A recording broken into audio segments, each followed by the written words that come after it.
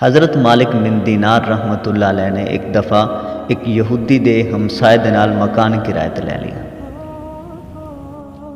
اس یہودی نے جدوں پتہ چلا کہ آمن والا مسلمان ہے تو وہ دشمنی تے اتر آیا اور اس نے آپ کو تنگ کرن دا، پریشان کرن دا ایک منصوبہ بنایا کہ آپ دا جو حجرہ ہاں اس دے دروازے دے نال متصل ہاں۔ وہ اپنے گھر دا ساری غلاظت، سارا گند کٹھا کر کے حضرت مالک بن دینار رحمت اللہ علیہ دے گھر دے وچ سٹ دیندا۔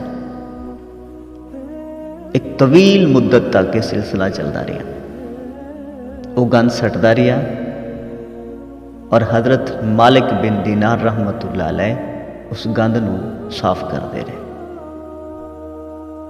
کوئی اعتراض نہیں کیتا، کوئی جا کے علامہ نہیں دیتا۔ جب طویل مدت گزر گئی نا تو خود آپ کی خدمت وچ حاضر ہوئے، عرض کرتا ہے کہ میں تھانوں اتنے عرصے تو مسلسل تنگ کرتا پیا، میں اپنی غلاظت، اپنا گند تھوڑے گھر سٹتا پیا، تھانوں کوئی تکلیف نہیں ہوتی؟ آپ نے فرمایا کہ نہیں، مینوں کوئی تکلیف نہیں، بلکہ میں ایک جھاڑو رکھا ہوا ہے، ایک بالٹی رکھی ہوئی ہے، جھاڑو دے نال صفائی کر دینا، بالٹی دے نال اتنے پانی بہا دینا، جگہ صاف ہو جاندی۔ تو حضرت مالک بن دینار رحمت اللہ علیہ نے عرض کرن لگا کہ تھانوں میری اس حرکت تے غصہ نہیں آندا؟ آپ نے فرمایا کہ نہیں، مینوں غصہ نہیں آتا، بلکہ میں اذیت تے صبر کرنا۔ پوچھا گیا کیوں؟ فرمایا کہ میرے رب دا حکم ہے۔ قرآن مجید دے وچ اللہ تعالیٰ نے ارشاد فرمایا ہے کہ جڑا بندہ کسی دی اذیت تے صبر کرتا ہے اس دے گناہ معاف کر دیتے جاندے، صرف گناہ ہی نہیں بلکہ اس نوں بہت زیادہ اجر و ثواب بھی عطا کیتا جاتا ہے۔ اس یہودی نے جدو یہ سنا تو آکھن لگا کہ واقعی تھوڑا مذہب سچا ہے، تھوڑا دین برحق ہے، لہٰذا میں پرانے گناہاں دی معافی طلب کرنا، گزشتہ گناہاں تو تائب ہونا اور مینوں کلمہ پڑھا کے مسلمان کر لو۔ میں گواہی دینا کہ تھوڑا مذہب واقعی سچا ہے۔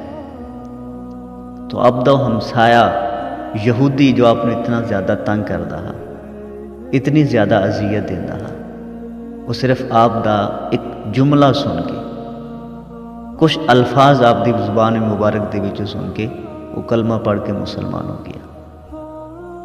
تو آج ایسی اپنی زباناں دے وچوں اگ برسانے ہیں، ایسے انہاں زباناں دے ذریعے اپنے ایسے ایسے رشتے توڑ بانے ہیں کہ جنہاں تو بغیر ساڈا گزارا بھی نہیں ہوتا، لیکن اسی زبان مارنوں نہیں ہٹتے، زبان دا سوچ سمجھ کے استعمال نہیں کرتے۔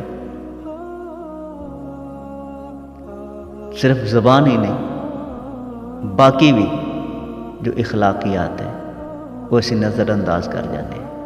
سلف صالحین دا اور بزرگاں دا طریقہ کاریا کہ ایک یہودی ہے اور اس دے باوجود اپنے گھر دی غلاظت آپ دے گھرے سٹدا ہے، تو آپ صرف یہی نہیں کہ وہ غلاظت برداشت کر لیں دے، بلکہ اس دے باوجود اس دے حق وچ دعا کر دے، تو آپ دی دعاواں دا ہی ثمرہ اور نتیجہ ہا کہ وہ یہودی کلمہ پڑھ کے مسلمان ہو گیا۔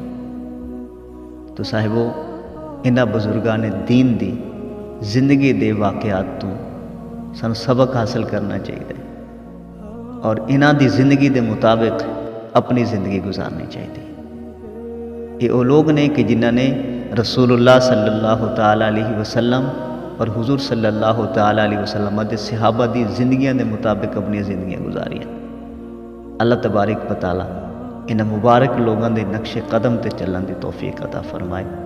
السلام علیکم ورحمۃ اللہ وبرکاتہ۔